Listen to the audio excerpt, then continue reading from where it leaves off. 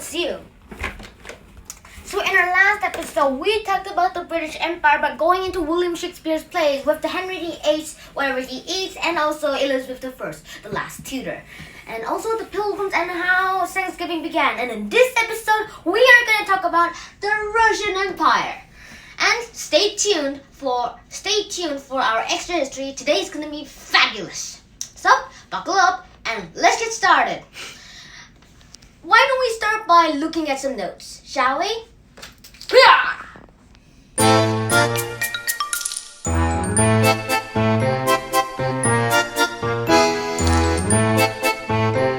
Alright, now that you saw my notes, let's get started on today's topic, the Russian Empire. But as always, let's get started by asking the question of the book, Unit. Alright, today, Unit 7, the growth of Russia are the biggest countries, always the most powerful? Put your answer in the comments below or just email me directly. Alright, let's get into our topic. So, before there was even a Russia, it was conquered by, if you remember our episode from season 2, you may remember the Mongols. Well, they're coming back right now. We're going to talk about them. Alright, so the Russians were conquered by the Mongols. And the Mongols ruled them in 1200, and they also ruled it for 200 years. Yeah, it's not so good for the Russian time. This was the worst time in Russian history. But then there was this rule.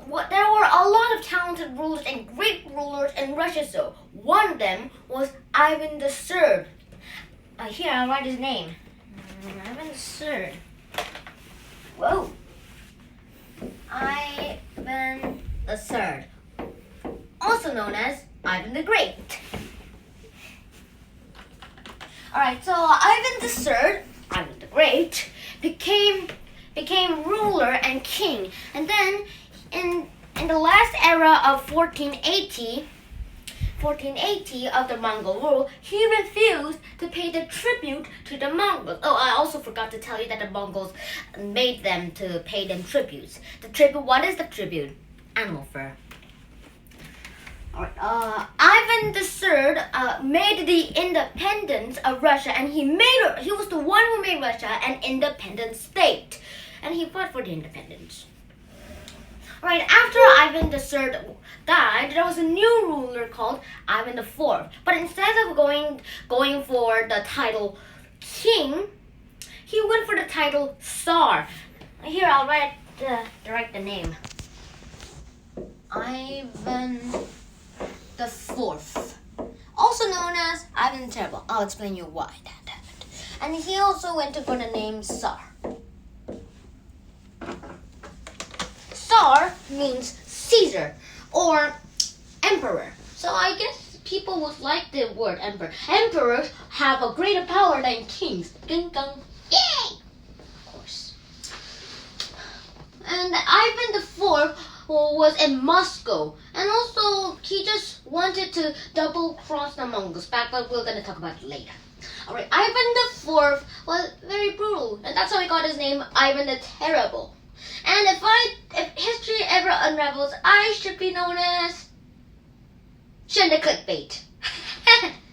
Well, Ivan IV, the Tsar, alright, he was very brutal because of some reasons. This is the main reason. He had no trust for the nobles of Russia.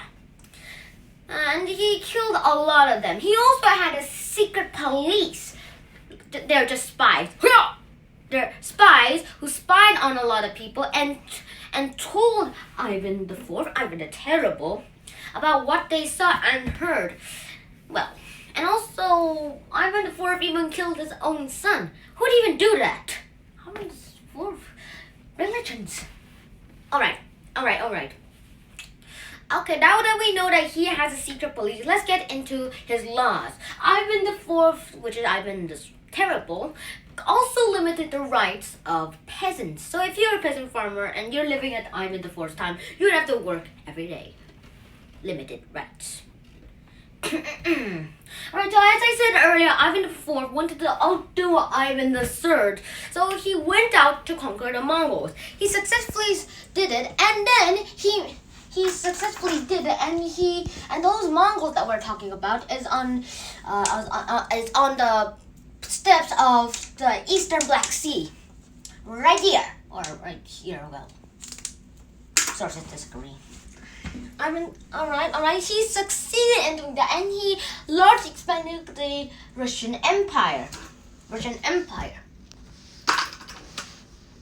And he wanted to commemorate this day, so he made a cathedral called St. Basil Cathedral. You might be familiar if you're Russian.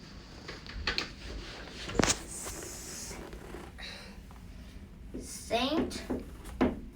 Basil's Cathedral.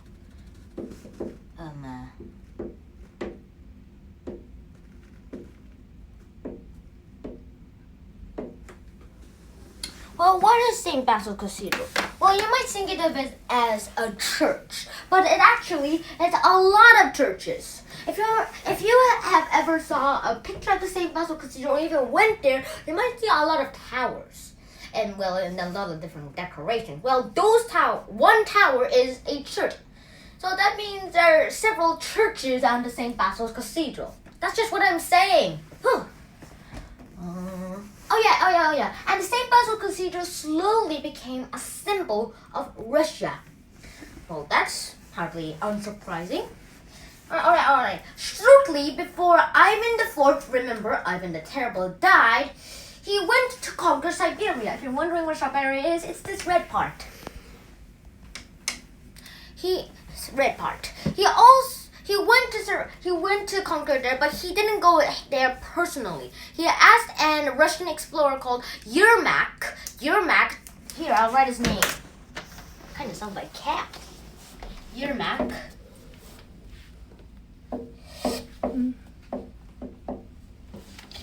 He asked this guy Yermak to lead his group of Cossacks to go and conquer Siberia. Well, what the heck is a Cossack?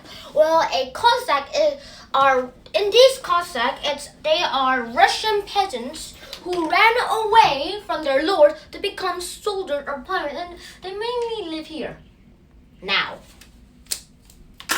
Right, so now that we know what the Cossacks is, so he went there with the Cossacks, and then he went to fight Siberia. Yeah. And also, they kind of hated there because the winters were so cold. And also, they got attacked by Siberian tribes. And also, the Siberians didn't want to interact with the Russians, but they did. And here's a surprising thing that you might be surprised of. All Siberia was conquered, but Yermak died before all of Siberia was conquered. This is how he died. He was sleeping near a river, and then Siberian tribes Siberians went to attack him. Yermak escaped, but he was wearing the armor from a prison of the Ivan IV, Ivan the Terrible. And then he tried to swim away by swimming the river, but because of his heavy armor, he drowned. Well, that's not funny. Alright. After the exploring and the conquering of Siberia, the Russian soldiers, probably even the Cossacks themselves, went to expand to the Pacific Ocean. Oh, and also what happened to those Russian peasants?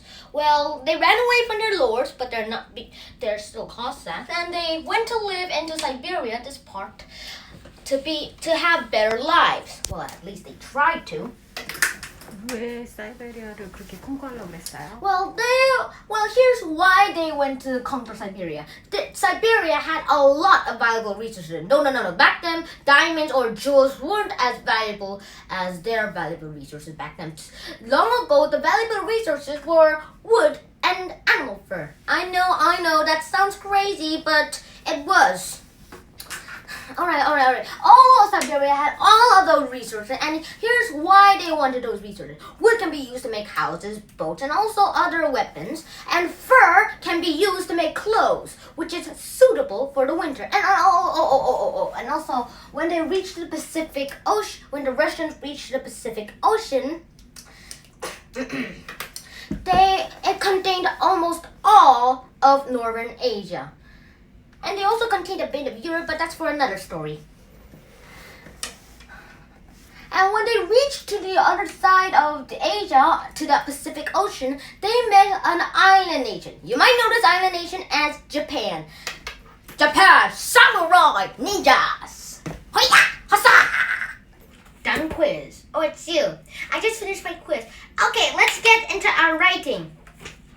Alright, what did you learn about the Russian Empire? And are the biggest countries always the most powerful? Put your answers in the comments below or just email me directly at my email. Alright, what did you learn about the Russian Empire? Well, I learned that the Russian Empire started from being just Moscow, and then it slowly expanded, and here's how. The Russian Empire first had the ruler Ivan III, and then, he refused. The Mongols conquered Russia first, and then Ivan III refused to pay them their tribute that they should have given, but he didn't. And then he fought over and won the independence of Russia and made Russia an independent state.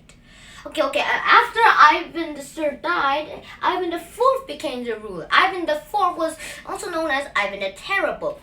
He just wanted to outdo Ivan III, so he went to the Mongols and conquered them. And then he wanted to commemorate this day, so he made a cathedral called St. Basil's Cathedral. Also, if you have seen it, it's very cool. They also conquered Siberia because it had a lot of valuable resources. No, not back. Back then, the diamonds weren't valuable resources as much as wood and fur.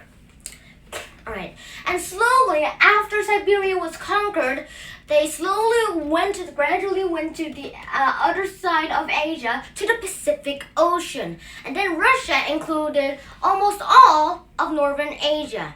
There, they met the island nation Japan, which we'll explain in our next unit. Alright, next question. Are the biggest countries always the most powerful? Well, no. Here are some reasons. If you remember our episode of the British Empire from our last episode, and also Unit 5 of the Spanish Armada, the Spanish Golden Age, you might know that the Spanish Armada fought the English. Well, Spain is 5 times the size of England, but England won. How ridiculous is that? So this proves that not always the biggest countries could win. Even small countries are powerful. Alright, I'll see you in the extra history. Today's extra history is going to be fabulous. It's also going to be kind of surprising to you because it is about the time of Peter the Great. So let's get started. Today we're going to talk about the Russian family who never lived with technology. How fabulous is that? Alright, let's get started. Our story starts by some geographer on a biplane. Alright, that plane's mission was to drop the geologists in a place where it's safe to land. And while the pilots were looking for a place to land in a pine forest, they found something discoverable that shouldn't have been there. A farmyard, a garden with a lot of rice. The geologists heard about this and they said, we're 150 miles from the nearest city. And they got surprised. That garden shouldn't be there. So the geographers just went there and decided to explore there. And just in case, if the strangers were unfriendly, they brought a loaded gun each. So they hiked to that place, and also then they found that garden, and then they went to other places and they found other discoveries that should have been there and should have been like that. First, they saw a log that was cut down and then rolled over so it would make a bridge across a river. And when they crossed that tree trunk, they saw a paved narrow path. They went there and then they found a shed. They found their dried potatoes, like potato chips, only with no salt. And they found out that this is really what they found out, that it's a garden. And then they went out to the other place, and the geologists found a very, very surprising discovery. They found a house with only one window of its source of illumination. And it also had some smoke. And one of the geologists said, maybe it's another storage room. But then the door slowly creaked open, and then an old man, probably from Russia because of his face skin, went out and was surprised to see the geologists.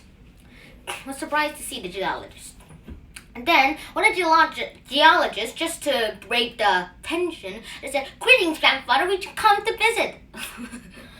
And then the kind of old man said, "Well, since you traveled this far, you can come in." When the geologist came in, the source of illumination, the only window, had the sunlight shone onto 5 people.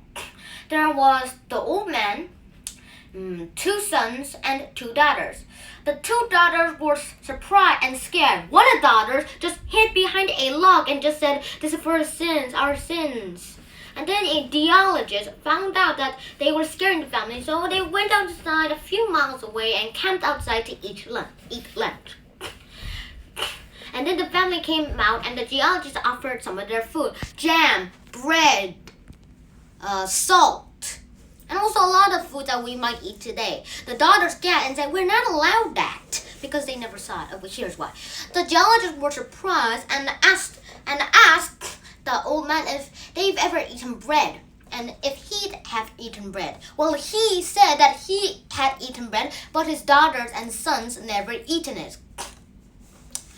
Also the family knew there was such things as other countries filled with people and cities and also cars. No car, not cars. But they never actually met another human. Their education just provided from their family Bible and some other religious texts. Firstly, the family just accepted one gift: salt, which the old man said it's a torture to live without salt. Of course, your body has salt. And then slowly the family was able to accept the gifts more and more. Now they get nice forks, spoons, wheat, plates, not fire, cereal, and a lot of other things that they might have given. And the geologists left it, but they came back there for several years, and they slowly knew about the family's history. The old man was part of the group of the old believers. This is the group where when Peter the Great wanted to persecute. The old man's brother was killed, and then one day the old man's brother was killed, and then the old man gathered his family, including the wife, and went out into the forest. There they lived like some hunter-gatherer. The youngest son in the family just hunted a lot, and he was said that he would run a lot of miles with barefoot, even in the winter snow. How fabulous is that? And also, since they couldn't repair pots and tea kettles that have worn away, most of their food was uncooked. They mainly had to eat acorns, some strawberries, and wild berries. But when they found out about the outside world, when they got into contact with the outside world again, they were fabulous. They didn't even knew that World War II had started, and they certainly didn't want to. And certainly the old man refused to believe that the man had actually walked on the moon. But he wasn't surprised at the invention of satellites. Ever since in the 1500s, the old man told his family that people had thought something up and put things into the stars that looks like the stars.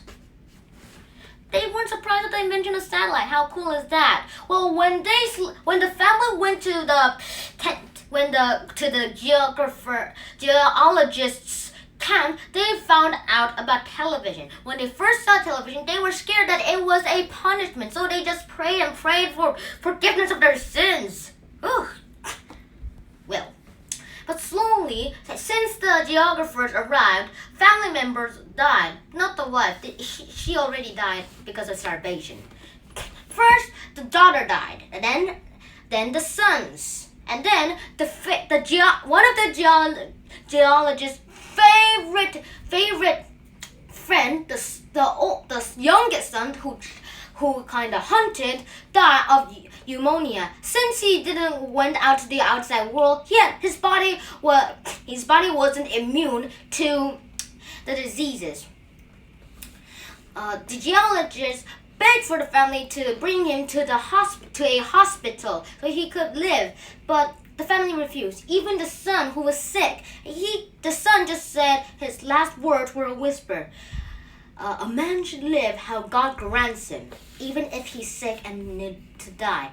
And then slowly, in the 1500s, 3 of the family members died. The 2 sons and 1 daughter. And then slowly, in the 1588, the old man died as well. Only the daughter remained. The geologist helped the daughter to bury her father, and she still lives today. And she still lives well into her 70s. And probably she already met with her family again. Well, I'll see you next time. Shenhan out. This video was made by me. It was sponsored by me. The talking was made by me. Your host was me, Shen Han. And with the help of my YouTube channel, Han Shen Shen, I can make videos whenever I want and also give educational videos to you. And here's the big news. I'm making a Patreon page. Well, at least I have to sign in first. Well, if you want to support my channel for now, you can just subscribe to my channel, hit the like button, and also hit the bell button so the all or notification so you wouldn't miss any of my videos.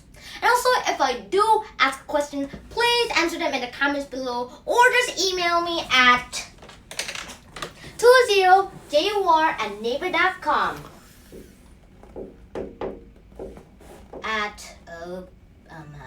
Naver.com.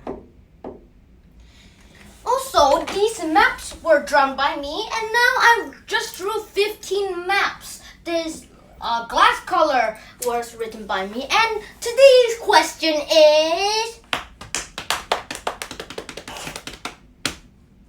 when the Russians reached to the other side of the Pacific Ocean, what island nation did they meet? Is it A, Japan, B, the Philippines, or C, Papua New Guinea? Oh, I'll see you then. Shenhan out. Dun, dun, dun, dun, dun.